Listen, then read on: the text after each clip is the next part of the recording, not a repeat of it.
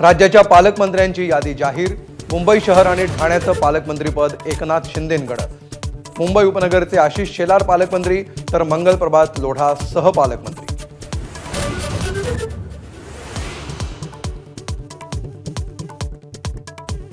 रायगडचे पालकमंत्रीपद होण्याचं भरत गोगावलेंचं स्वप्न भंगलं। शिवसेनेच्या काही आमदारांचा विरोध असतानाही आदिती तटकरे पालकमंत्रीपदी।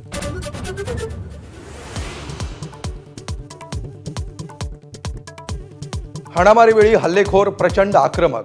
दागिन्यांना हात लावला नाही पण 1 कोटींची मागणी केली। करीनाने सांगितला घटनाक्रम। करीनाचा पुन्हा जबाब नोंदवला जाण्याची शक्यता।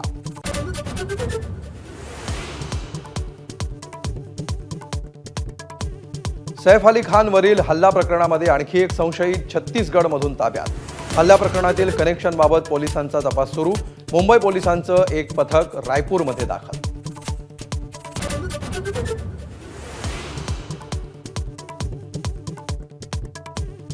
सैफ अली प्रकरणामध्ये आतापर्यंत हल्लेखोराचे 5 सीसीटीव्ही फुटेज समोर। हल्ल्यानंतर आरोपीचा दादरमध्ये फेरफटका। मोबाईल दुकानात हेडफोनची खरेदी केल्याचंही स्पष्ट।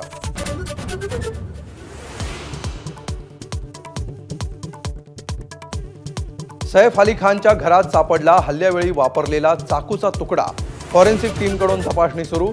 तर संशयित आरोपींचे पोस्टर काही तासातच पोलिसांनी काढले।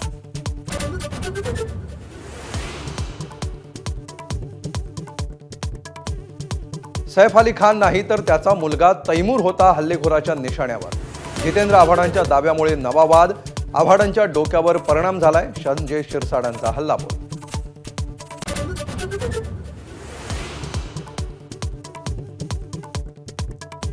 अपात्र लाडक्या बहिणींचे पैसे सरकार परत घेणार। महिला आणि बालविकास मंत्री आदिती तटकरेंची घोषणा।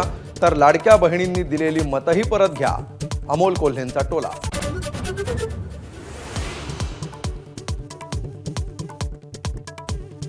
दहावी 12वी बोर्ड परीक्षेच्या हॉल तिकिटावरचा जात प्रवर्गाचा रकाना रद्द। नव्यानं हॉल तिकीट देण्याचा निर्णय। एबीपी माझाच्या बातमीचा इम्पॅक्ट।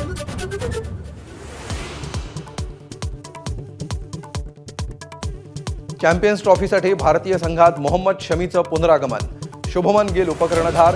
बुमराचाही समावेश। फिटनेसवर निवड समितीचं बारकाईनं लक्ष।